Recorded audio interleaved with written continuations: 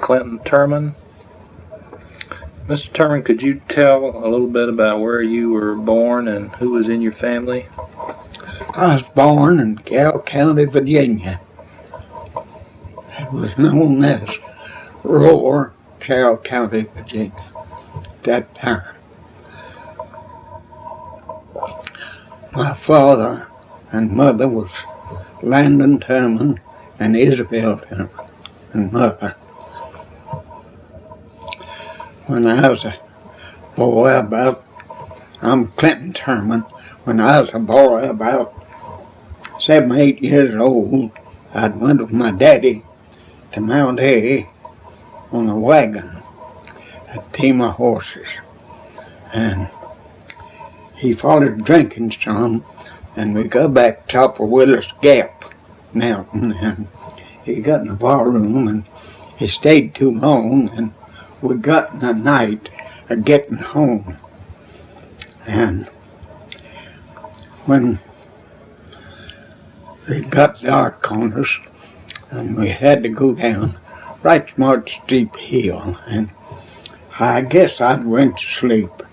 Anyway, we're going down the hill, the horses run away with us, turned the wagon over, and throwed the bed off, and I reckon I went clear, but my daddy was under the bed, and I managed to get him out from under the wagon bed and covered him up. He had his arms, wrists strained. I reckon he had the lines wrapped around his wrists, and he hung and pulled them. But I got him out and wrapped him up. I went on about 100 yards. I found the horses, and I went back and I wrapped him up. We had some bed quilts, and I wrapped him up better, and I got on the quilt with him and stayed till it began showing daylight. And I went on down to the house. We didn't live very far, and I got some bigger brothers to go back and get him out and bring him in. And he was down a good bit with his arms, but he pulled through. Okay. One time I was going down Squirrel Spur Mountain with a load of lumber. My booming chain broke, and I got off and tied it up and boomed my load back. And just about the time I got off to get my lines, I had a wagon a-coming. I looked around. I seen a man throw his lines and jumped off. And here his team come right in on me. His brakes had broken, and his team come in on me and knocked me over my scotches, and both teams went down the mountain. And I run in behind my wagon, caught my brakes, and slowed them down enough that we come to a little flat, and I got my team stopped, and his team was coming in on me again, and I grabbed them and run them in above my team and got them all stopped. And he come on down, but he was scared to death. He asked me if I didn't get scared. I told him I hadn't had time to get scared yet. Okay. Okay. Well, in 1914, I got married to Lula Stanley on January 18th, 1914. And it was mighty pretty weather. We had to go through the fields, over snowdrifts, and any way we could get along, anywhere we could get. Back that time you went with a horse and buggy, and you was lucky to get along anyway. We went to my mother's and we had our wedding dinner. We had several visitors with us. Old preacher Matt Lancet, a primitive Baptist minister, married us up at Williston as my father-in-law's. And he come down, he lived close to my home, and he come down, him and his wife, and some of his family was out with him. We had a nice affair, regardless of the snow. Did you have it out in the open? I had it up at the stand on the porch. On the porch? Mm-hmm. Uh-huh. Yeah.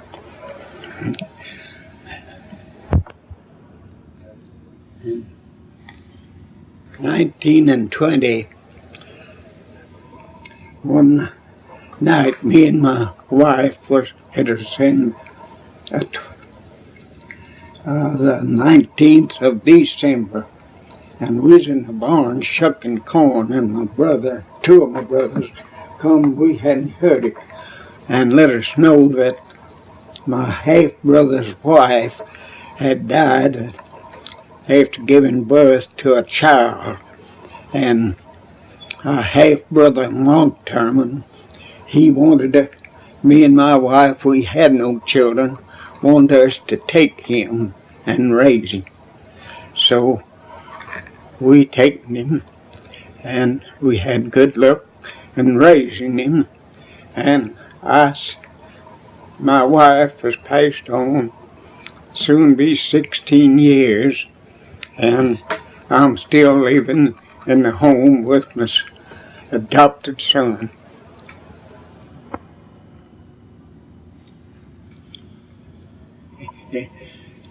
But I'll wait till he gets started. Go ahead. Go ahead.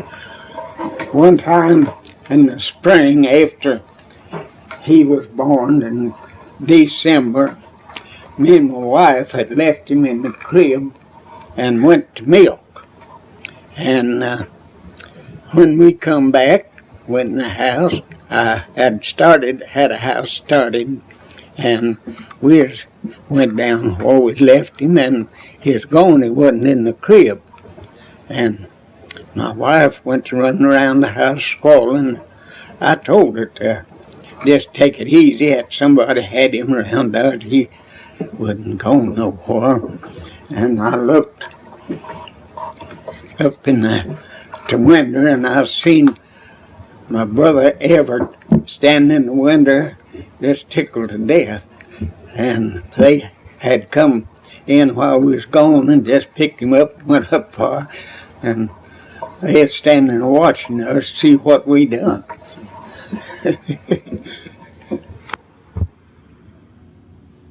When I was growing up, we had no fertilizer, not much to do anything with, but we had to make it with whatever we had. Hardly ever had a turning plow, had to clean up the land and plow it with a single plow, and we had no fertilizers to fertilize the land to make stuff grow like we have now, and we'd always have to get in and hold the corn as much as twice anyhow, dig the weeds and everything out, and we would make 15, 25 bushel. If you got 25 bushel an acre, you had extra good corn. But now, if we don't get around 100, we ain't done no good with the machinery and fertilizer we have. Of course, it costs us a lot more now to make the crop, but we make a heap more to the acre. And they finally got the sawmilling and cutting timber and lumber, and would haul it to market, and we Didn't get much for it, but we got enough to help us along to buy fertilizer and materials that we needed to help us make a crop, and that benefited a lot. And people didn't raise stock like they do now to sell. They didn't have sales for them. And now we can raise cattle, and we got a market to sell them, hogs, most any kind of livestock markets. And there ain't many workhorses now, and if this gas business all gets any worse, I don't know how people are going to manage to farm now. That's going to be a right smart undertaking. We would go to the field and we'd clean up land with saw logs. Big old trees, they didn't, and we'd go and saw an old cross-cut saw, taking one to each end, saw, and we'd saw until middle of the day, go in, get our dinner, and we'd go back. If it was good warm weather, we'd usually go to the creek and had a pond. We'd play in the creek a while. Yeah. What would you do on the farm in a typical day? When you were farming, what time would you get up in the morning, and what kinds of things would you do during the day? We'd get up anywhere from 5 to 6 o'clock, and we was always in the field by 7 o'clock. We'd work till 12. What kinds of things would you do? We would maybe plant corn. We planted by hand and cover the corn with a hoe.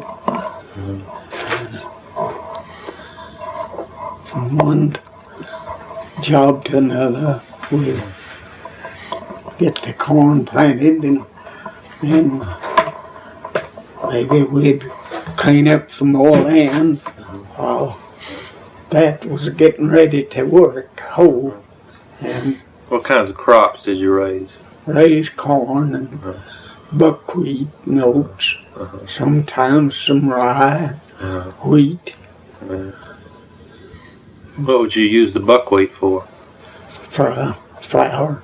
Flour? Yeah, make buckwheat bread. Yeah. Pancakes. Did you raise most of your food? Yeah. We'd raise our hogs. People used most of the pork then. And did you butcher your own hog? Yeah.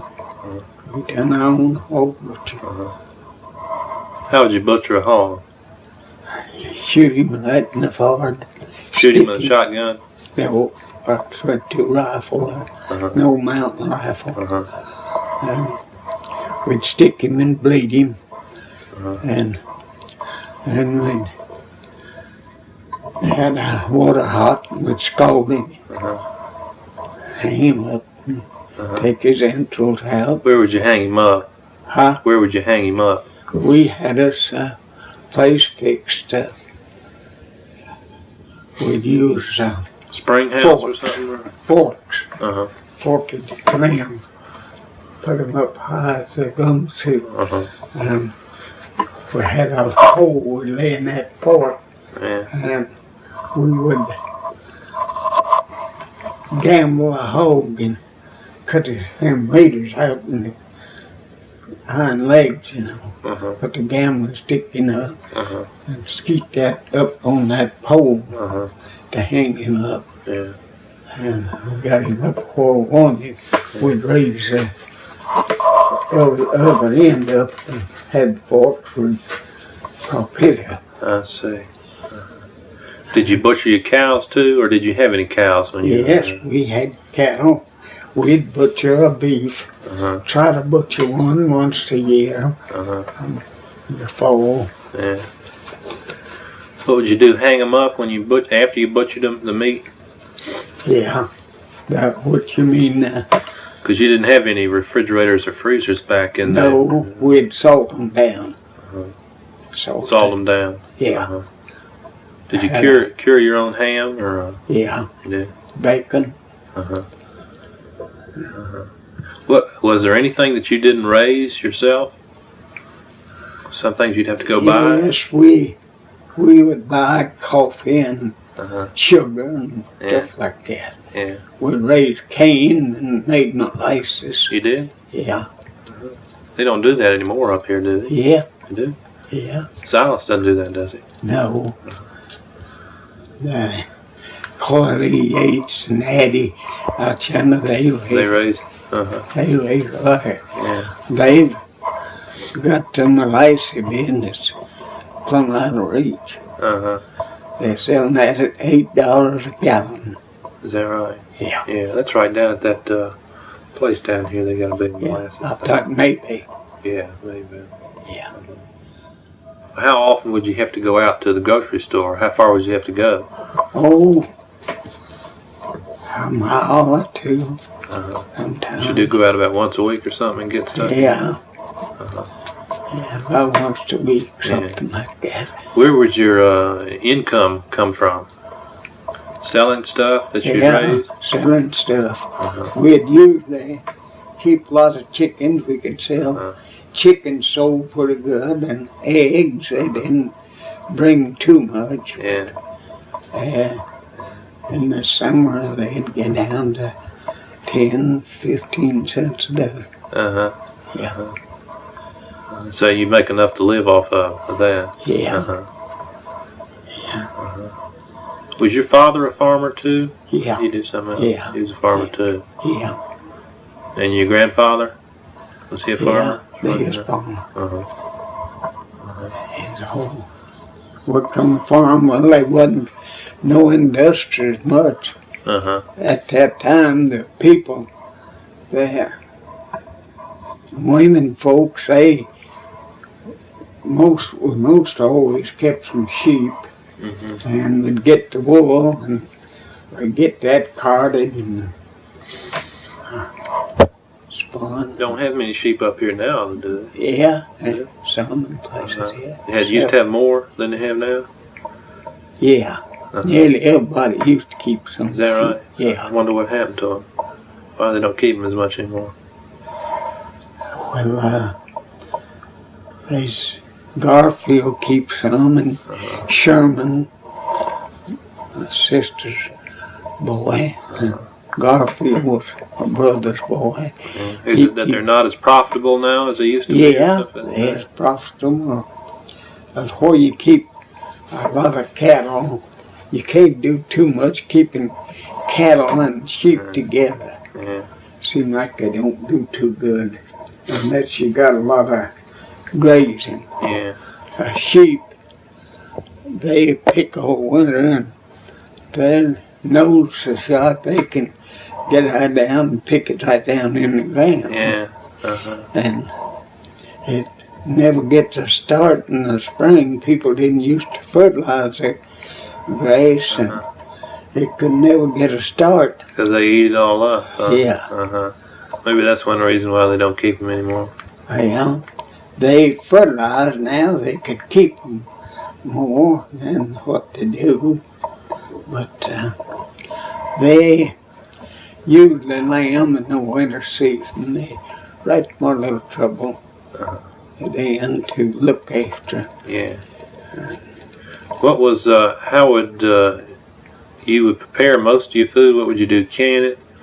Like you do now? Or how would you No, they dried most of it. Dried? They didn't, back in my first days, they didn't can nothing. They hadn't learned to do much canning. Just dried, huh? Yeah. How would you do that? Well, you can dry it in the sun.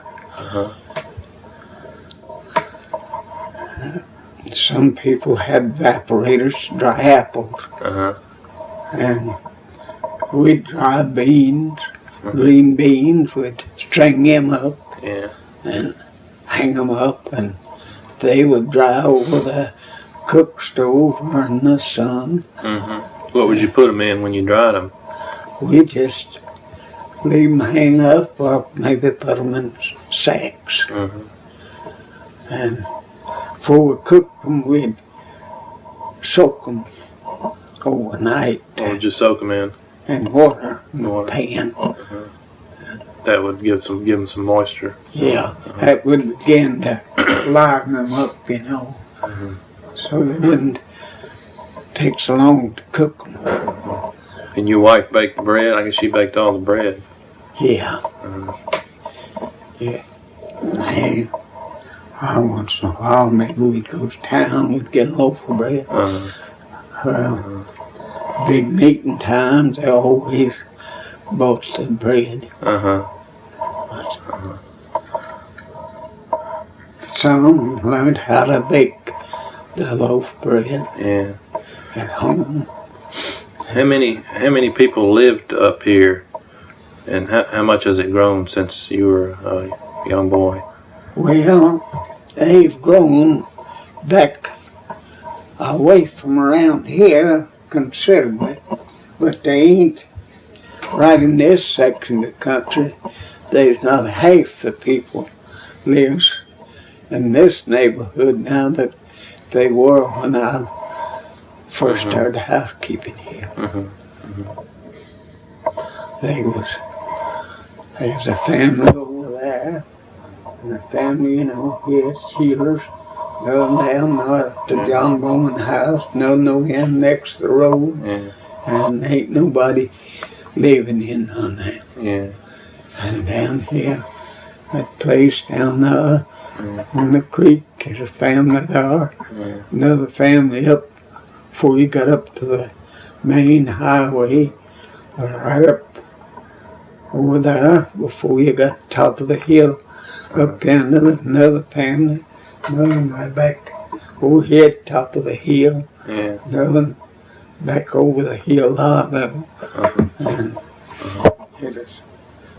did you go to the same church back then? The Bellspur Church back then?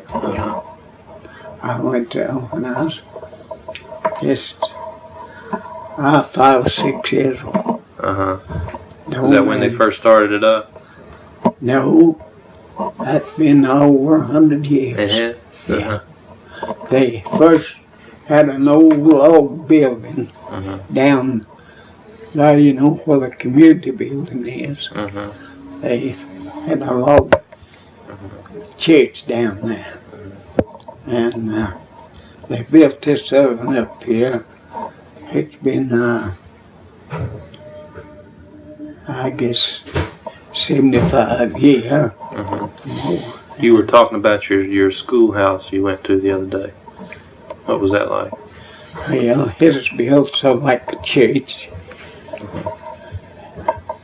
One room, weatherboarded and sealed. Wasn't none of them made too warm. And we had all ages are in together there. Yeah. One teacher teach all grades. They didn't have but 5-month school then. 5 months? Yeah. Why was that? Well, that's all. When would it start? It start long in November, I guess, somewhere. And fall, last, so through the winter season. March, through March, maybe February, March. I guess that's because everybody farmed and they needed the children to help them on the farm. On the farm, and they didn't have money. They didn't collect so much taxes like they do now. Weren't able to pay them. Weren't able to pay them. And they couldn't pay the teachers. The teachers, I don't know how they lived. They just got $1 a day. Is that all? Yeah. Did you have the same teacher all through, or did you have several different teachers? It'd be a different teacher probably every year. Is that right? Where would they come from? Well, they was raised around the country. They was hardly ever a teacher then, unless they was teaching high school or college or something that had anything more than a high school education. Let's see. Let's see how.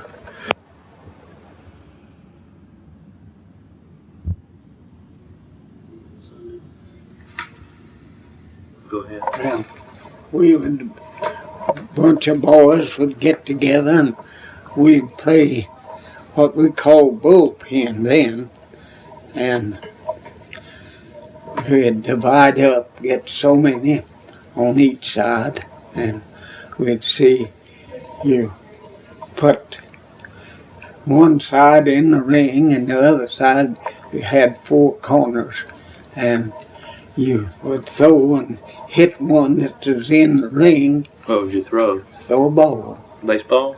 No, just a homemade yarn ball. They would have a cover on it. Sometimes they'd be pretty hard. They'd burn pretty good when they hit you. They're a little hard to hit, some of them, when they burn pretty good. And they'd run get that ball, and you'd run off from your corner so far, and they'd throw the ball at you, and if they hit you, you was out. And if they didn't hit you, they was out. And we'd play that way till one side or the other wound to beat the other. They don't play that anymore, do they? No, they don't play that. It's baseball or basketball. That was called bullpen. Yeah, that what we played then was bullpen. Sometimes we'd play what we call war, paddle ball. Line up.